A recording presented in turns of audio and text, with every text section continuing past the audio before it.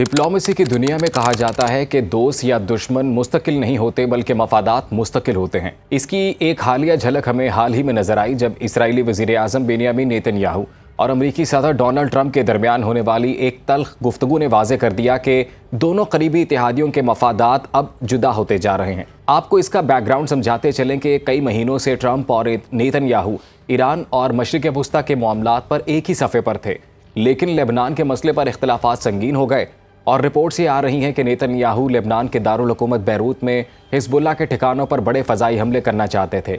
उनका ये मौक़िफ़ था कि शिमाली इसराइल पर मुसलसल ड्रोन और रॉकेट हमलों का सख्त जवाब देना ज़रूरी है, लेकिन सदर ट्रंप ने इस मंसूबे की मुखालफत की। उनका यह ख़दशा था कि बैरूत पर बड़े हमले लेबनान को दोबारा जंग की तरफ धकेल सकते हैं और फिर ईरान के साथ जारी सिफारती मुज़ाकरात को भी नुकसान पहुंच सकता है। मैं हूं अजीम राना और आप देख रहे हैं सुनो एक्सप्लेन्स। नाज़रीन, रिपोर्ट्स ये भी बताती हैं कि ट्रंप ने फ़ोन कॉल में नेतन्याहू पर शदीद दबाव डाला, यहां तक कि उन्हें पागल करार दे डाला, जिस पर इसराइल ने हमलों का मंसूबा वापस ले लिया।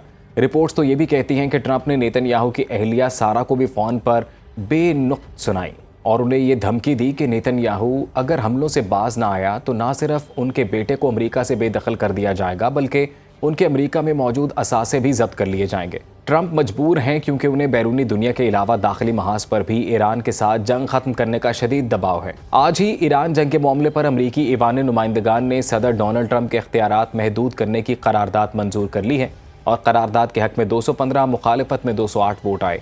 4 रिपब्लिकन अरकान ने भी डेमोक्रेट्स का साथ दिया है। करारदाद के तहत ईरान के खिलाफ जंगी कार्रवाई कांग्रेस की मंजूरी के बगैर नहीं हो सकेगी। इसीलिए ट्रंप अगर अपने ज़ाती दोस्त और करीबी इत्तेहादी नेतन्याहू को गालियां और धमकियां देने पर उतर आए हैं तो समझ जाएं कि मफादात में टकराव आ गया है। दूसरी जानिब नेतन्याहू पर भी इस वक्त अंदरून मुल्क शदीद सियासी दबाव का सामना है क्योंकि इसराइल में अक्टूबर तक इंतखाबात मुतवक्के हैं, लेकिन हमास को मुकम्मल तौर पर ख़त्म करने का वादा अभी भी पूरा नहीं हुआ। हिज़्बुल्लाह की जानिब से हमले जारी हैं। हुकूमत पर तनकीद हो रही है कि इसने अपने कई जंगी अहदाफ हासिल नहीं किए। इसराइल की शिमाली सरहद पर हर नए हमले के बाद अवाम और सियासी हलकों की जानिब से सख्त जवाब देने का मुतालिबा बढ़ रहा है और जब ये खबरें सामने आई कि नेतन्याहू ने ट्रंप के दबाव पर हमला रोक दिया तो इसराइल में शदीद बहस शुरू हो गई। हुकूमत के मुखालफीन और बाज़ दाएं बाजू के इत्तेहादियों ने इल्ज़ाम लगाया कि इसराइल अपनी अस्करी पॉलिसियों में बहुत ज़्यादा अमरीकी असर व रसूख कबूल कर रहा है। तनकीद करने वालों का कहना था कि खुद मुख्तार रियासत को अपनी सलामती के फैसले खुद करने चाहिए। ट्रंप खिते में कशीदगी कम करना चाहते हैं और ईरान के साथ किसी किस्म के मुआहिदे के ख़्वाह दिखाई देते हैं। दूसरी तरफ नेतन्याहू ईरान के बारे में इंतहाई सख्त मौक़िफ़ रखते हैं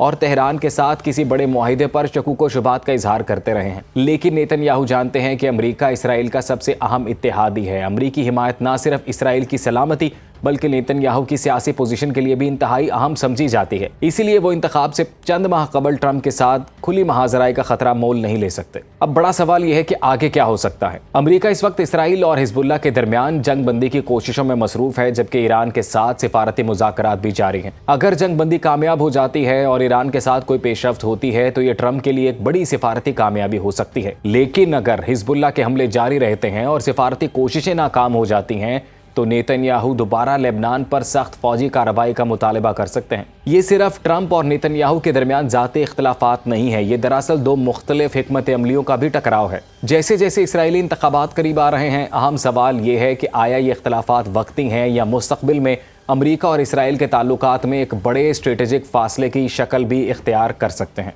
अगर आपको ये वीडियो पसंद आई हो इसे लाइक कीजिएगा, कमेंट में अपनी राय का इजहार ज़रूर कीजिएगा, चैनल को सब्सक्राइब करना मत भूलिएगा।